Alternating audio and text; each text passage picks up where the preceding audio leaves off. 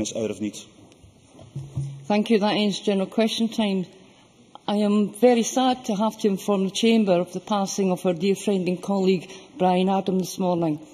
Our flags are already being flown at half-mast. Parliament will debate a motion of condolence next week, when members will have an opportunity to pay full tribute to Brian. There will also be a book of condolence available after FMQs today in the black and white corridor, and I know members will wish to add their contribution to it. Today, however, our thoughts are with his wife Dodie and Brian's family. First Minister.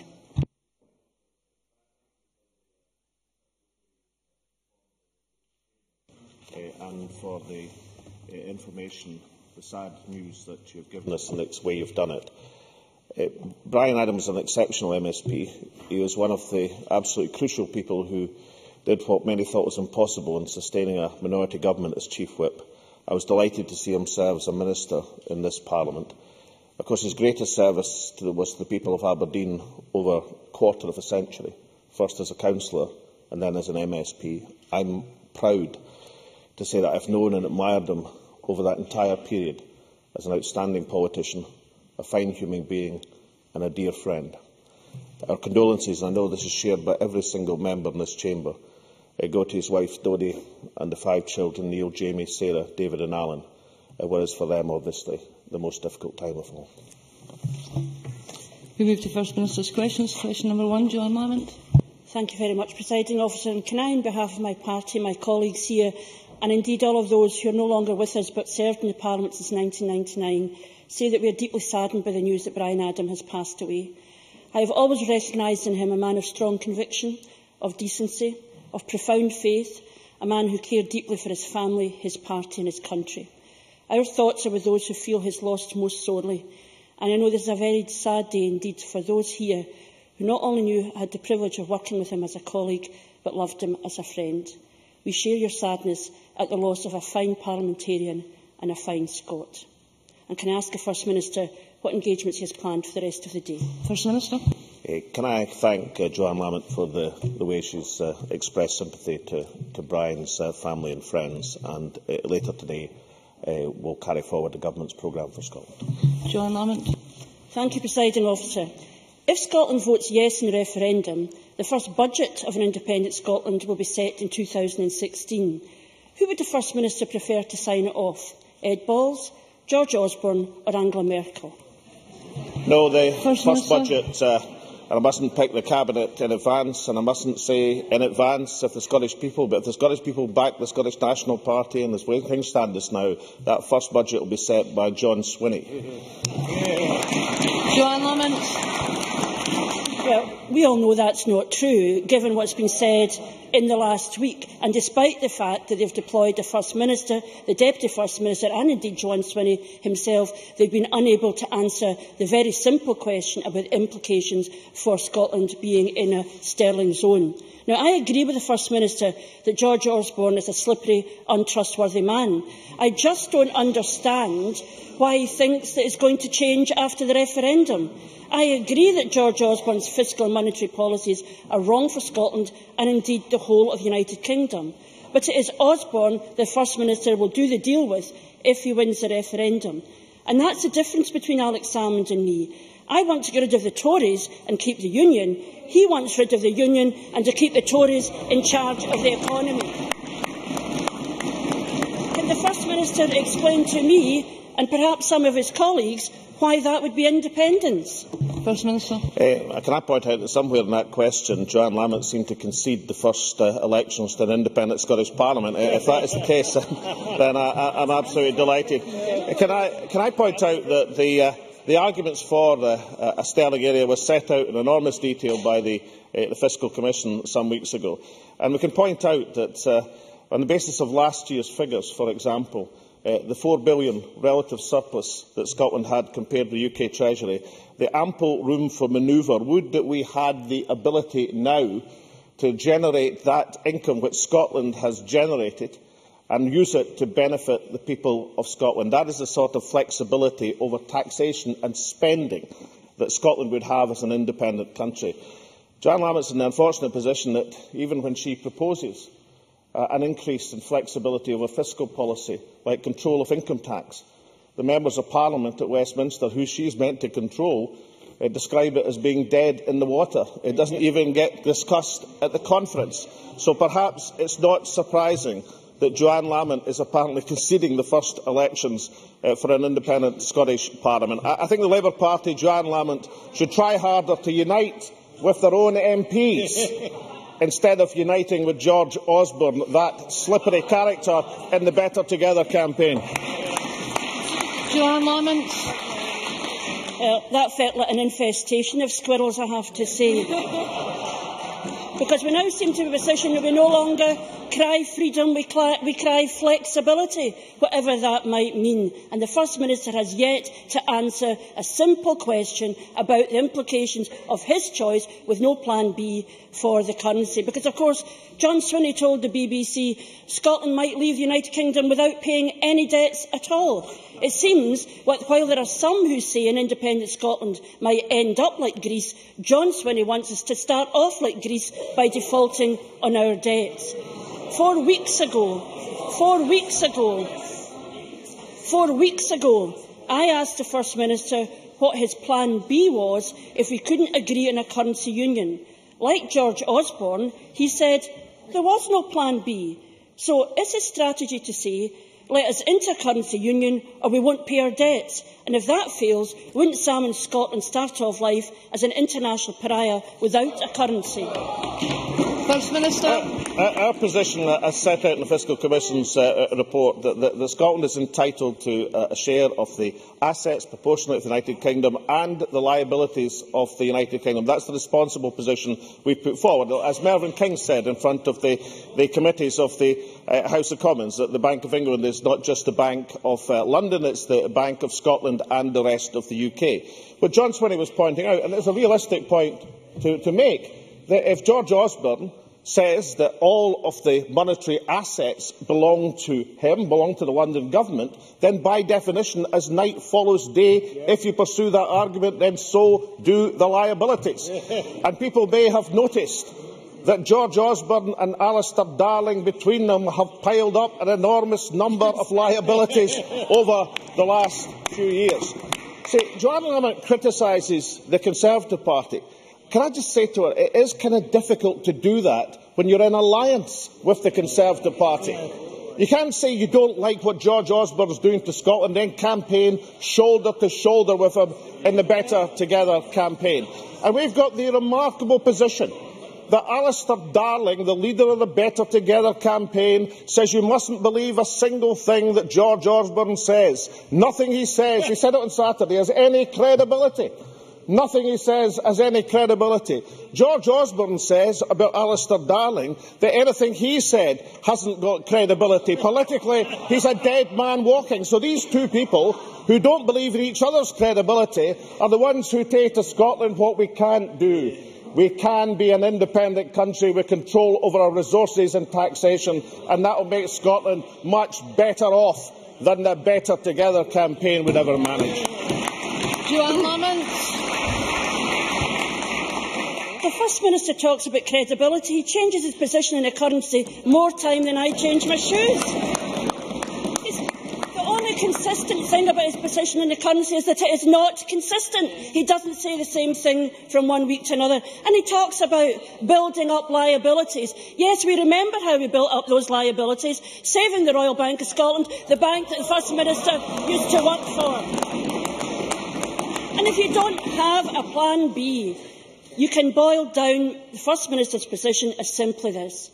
Please, Gonny, please, let us be in a currency union, with no credibility about what you would take into that negotiation. But clearly, in the First Minister's last response, the First Minister clearly doesn't understand why this matters. He thinks it's a bit of a game, a bit of a knockabout. But it matters to families worrying about what currency their wages will be paid in and how they'll put food on the table. It matters to pensioners who are entitled to know how their pension will be paid. It matters to the person who has saved all of their lives and who now wonders what those savings will be worth if there is a yes vote.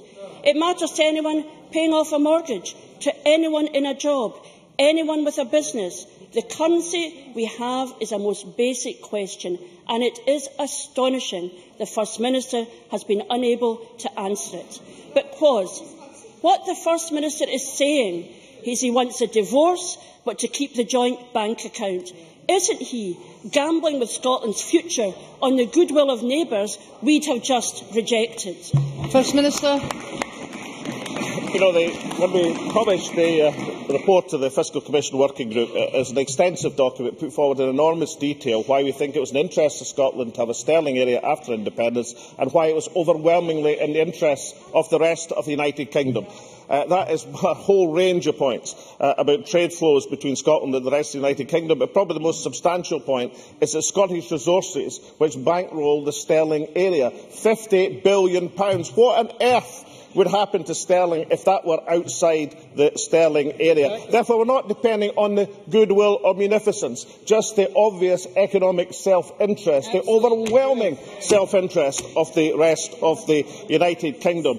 Well, that's perhaps why, when asked 4 times on Newsnight if he was ruling it out, the Chancellor refused to rule it out. Danny Alexander was asked simultaneously almost 4 times on the other programme, and he refused to rule it out. Now, Joanne Lamont says she doesn't know the SNP's position. I've just set out what the SNP's position is.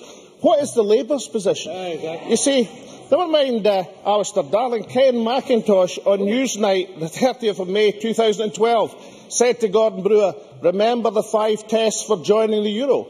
Gordon Brewer, yes, that's still Labour's. Do you still have these 5 tests? 5 tests to join the euro? Certainly, said Ken McIntosh. So maybe she should bring her own finance spokesman into line, never mind the MEPs at Westminster. And then, of course, we have perhaps an independent adjudication of these matters. So let's turn to David Blanchflower, former member of the Monetary Policy Committee, appointed by a Labour government. Quote, this week, there are no major obstacles at all to a currency union if both sides acted with an open mind. The UK government have just made it up. It's more political than economic. It's certainly pretty likely, given how disastrous George Osborne has been, that if Scotland had their own fiscal policy, they'd have done better. Osborne lecturing the Scots in economics is like a freshman who failed Economics 101 giving the keynote address to the American Economic Association. I agree with David Blanchflower, the eminent economist that the Labour Party appointed to the Monetary Policy Committee. Question number 2, Ruth Davidson. Thank you, Presiding Officer. I'd like to associate myself and my party with the tributes paid to Brian Adam. Too often people only see the conflict in this Parliament. They don't see the camaraderie. And Brian Adam had friends on all sides of this chamber. He took great pride in serving the people of Aberdeen, first as a councillor and then as a parliamentarian. And he did so with diligence and with decency. The thoughts of everybody on this side of the chamber are with his family, with his friends and with his colleagues at this time. And I would like to ask the First Minister when he'll next meet the Prime Minister. Can I thank Ruth Davidson for her generous tribute, which will be much appreciated by Brian's family. I have no plans in the near future. Ruth Davidson. Presiding Officer, the First Minister seemed very keen to use quotations just a second ago. I'd like to, if I may, gently remind him of his own words in November 1999, when he said, "The pound sterling has been a millstone around Scotland's neck, costing Scotland jobs and prosperity." 10 years later, he said, "We're in sterling and sterling is sinking like a stone." He's also said, "We cannot allow ourselves to be held back by clinging on to sterling." Can I ask at what point in the First Minister's political journey the pound sterling stopped being a millstone and started being a life raft? First Minister. Well, can I point out that Ruth Davidson, in alliance with Danny Alexander, the Chief Secretary to the Treasury, is in alliance with the person who was the leader of the pro-Euro campaign. When I've been in Parliament, the Conservative Party were making plans to join the Euro. I seem to remember, I don't think Ken Clarke has ever revoked his support for the Euro. She's in alliance with Alistair Darling, who was in support of the Euro. So I'm merely pointing out that the consistent thread of the SNP, unlike the other parties, is we put forward what is in the economic interests of Scotland. That's the basis of the Fiscal Commission Working Group, and that's the basis on which the SNP and the Scottish Government will always act. The difficulty for Westminster Government is more than often, very often, the interests of Scotland are very, very far from the top of their agenda. Bruce Davidson. It's not like the First Minister to be shy in just telling us it's when a more fiscally responsible Conservative government came in 2010, isn't it? Let's leave the bluff and bluster and whatever that answer was supposed to be aside, because the First Minister's already this week had the UK Chancellor, the former Bank of England experts, Professor Charles Nolan and John Nugent, telling him it would be unbelievably difficult to secure his preferred choice of a sterling zone. And he's even had his own former economic adviser, Professor John Kay, saying he should expect to fail in his negotiations. Indeed, politically, his fellow separatists Margot MacDonald, Jim Sillars, Patrick Harvey have all said independence should mean Scotland having its own currency. We know that this First Minister is a gambler, we know he's reckless, but is he honestly telling Scotland that he would enter negotiations with no bargaining position and no backup plan? Oh, OK. Order! I will ask the Deputy First Minister and the First Minister to tell us what the plan B is then. Is it to use sterling anyway, as Ecuador uses the US dollar, or is it a separate currency, as his economic adviser suggests, the Bob E? First Minister. The bargaining position is £50 billion of Scottish assets which underpin the UK economy.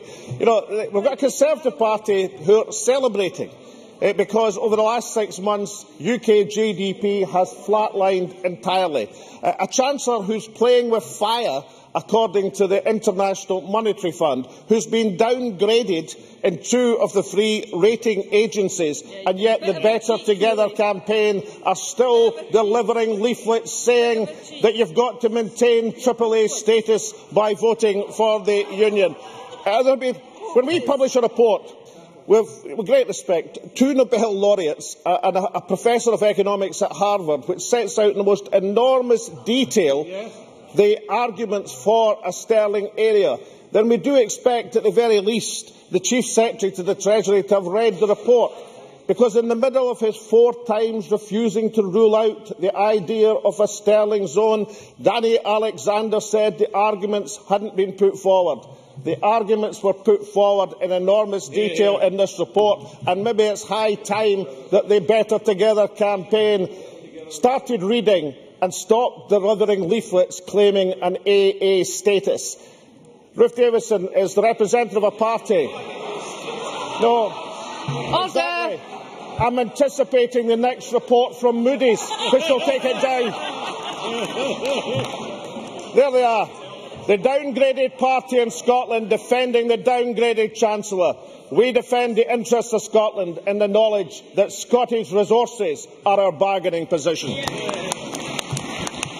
I have a constituency question. Rob Gibson. Thank you, Presiding Officer. To ask the First Minister what help can be offered to 70 employees who risk losing their jobs following the liquidation of Ice Tech freezer factory in Caithness this week, after 40 years of production, first under Norfrost and since 2005 with John G. Russell.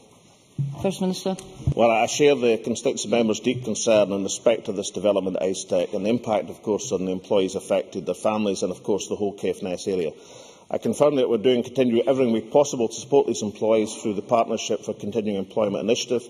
Skills Development Scotland have acted immediately to organise a paced redundancy support event for Friday the 3rd of May in the Pentland Hotel in Thurso.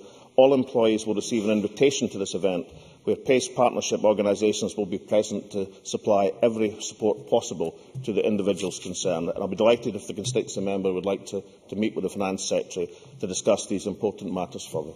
Question number 3, Jackie Bailey. To ask the First Minister what the Scottish Government's position is on reports that nurses spend around 279,000 hours a week on non-essential paperwork. First Minister. Well, we're working with health boards and staff representatives, including, of course, the RCN, to ensure that frontline National Health staff can focus on delivering high-quality patient care to drive improvement. This includes working to reduce paperwork requirements, particularly for senior charge nurses, so we can maximise their role as clinical leaders and guardians of patient safety. The Cabinet Secretary for Health and Wellbeing has recognised this as a priority, which the RCN, of course, has welcomed. Jackie Bailey. And I thank the First Minister for his response. But in the week that nurses warned about the dramatic increase in paperwork, taking them away from direct patient care, both the Royal College of Nurses and Unison warned the Scottish Government about unsafe staffing levels, with 27% of nurses saying that staffing levels are rarely or never safe. Would the First Minister agree that cutting 2,000 nurses from the NHS to the lowest level since the SNP came to power is having a negative impact on patient care? And will he therefore agree to look again at workforce planning to reverse the cuts in nurse numbers so that we do provide the very best possible patient care? First Minister. Well, as the member well knows, the protection of the budget of the National Health Service, both in the 2007 election and again in the 2011 election, was one of the pledges made by this SNP government, which we have kept to. That pledge, in the run-up to the elections at least, was not made by the Labour Party. So we can get to the conclusion that National Health Service is better funded than it would have been if the Scottish people had voted otherwise. Nor is she totally accurate in terms of the statistics she is giving. If we look at qualified nurses and midwives, in September 2007 there were 37,549. September 2006 there was 41,026. There are now 41,745.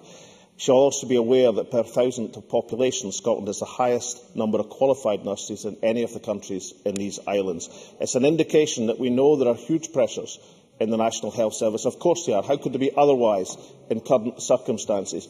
But both in terms of the budget that has been devoted and our commitment to patient care, the National Health Service and the nurses of Scotland are doing an outstanding job.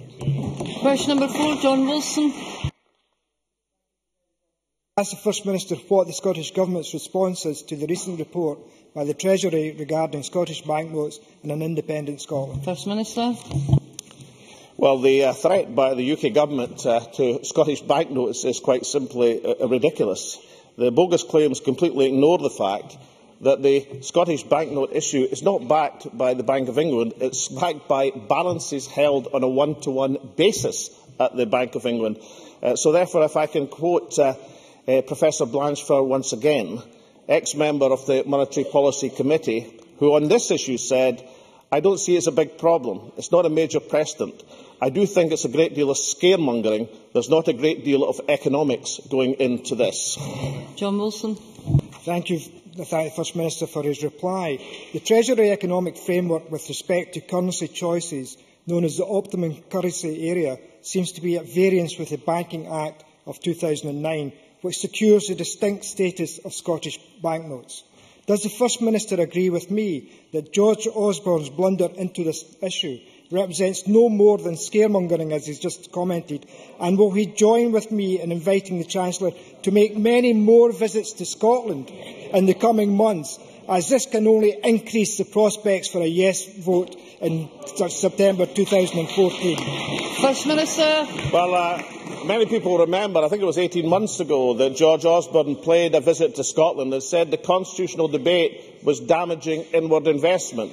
And he said he thought about companies, he couldn't name them, where this was the case. Since then, of course, Scotland has topped the league in investment, inward investment, over the last 2 years, greater even than London in the last year. So we've had George Osborne's scaremongering before.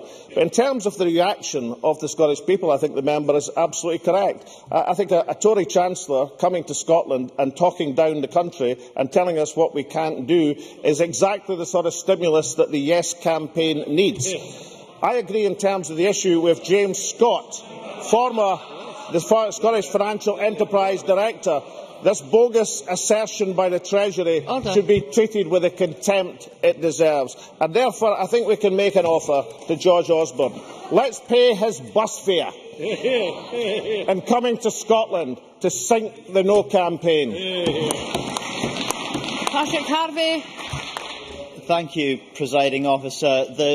Securing the future of Scottish banknotes or any other favourable terms of a currency union with sterling might well be possible, might even be in Scotland's and the rest of the UK's interests. But how can we possibly be in a strong enough position to negotiate those favourable terms if the government has closed down the other option of a genuinely independent currency?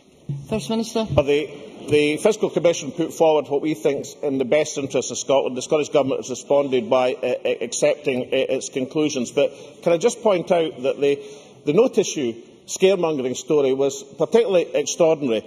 The Isle of Man issues sterling notes backed by balances at the Bank of England. It's not even in the United Kingdom at the present moment. And the importance of this is, of course, if you can identify beyond any reasonable argument of the total scaremongering basis of one of the canards of the Chancellor of the Exchequer, then it probably follows that Alistair Darling was correct in saying that nothing that George Osborne says has any credibility. Question number 5, Jenny Mara.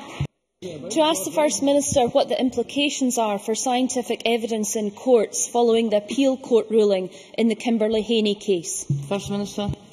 Well, the member will be aware of the adverse press coverage in relation to the two expert witnesses, Professor Sue Black and Dr Craig Cunningham, where it was reported wrongly in some newspapers the appeal court had referred to these two witnesses in derogatory terms. The member may be aware that the judiciary have issued a statement correcting this interpretation, and I placed a copy of that statement in Spice. The reputation of expert witnesses is very important indeed, and I know that Professor Sue Black and Dr Craig Cunningham are held in the highest regard. Professor Sue Black, of course, has an international reputation based on her work in Kosovo and elsewhere and around the globe. Forensic anthropology as a whole is a very important scientific discipline, which has an important role to play in many criminal cases. Jenny Mara. The First Minister for his answer.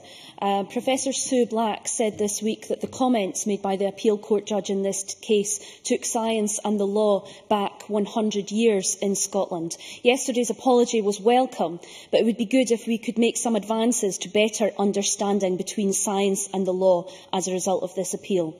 Will the First Minister ask the Cabinet Secretary to meet with the Law Society to take forward training for legal diploma students and the wider judiciary? Will he consider adopting the English Law Commission's proposals on expert evidence and the appointment of scientific advisers to Scottish courts? And will the First Minister meet with me, Professor Sue Black, and her colleagues from the scientific community in Scotland to discuss how our legal system may be better served through improved scientific understanding? First Minister. Yeah, I think the statement made by the judiciary is very important indeed, and I think it should be taken full account of, and that's exactly why I'm placing it in Spice. But can I just say on this wider issue in terms of criminal procedures and admissibility of expert evidence, the Criminal Procedure Scotland Act 1995 contains these procedures for raising concerns about expert evidence by way of preliminary hearings and rulings. It is important that both prosecution and defence have access to the best experts in the field, and expert evidence can be rigorously tested through the court process. The system is flexible enough to deliver this. That is within the system at the present moment.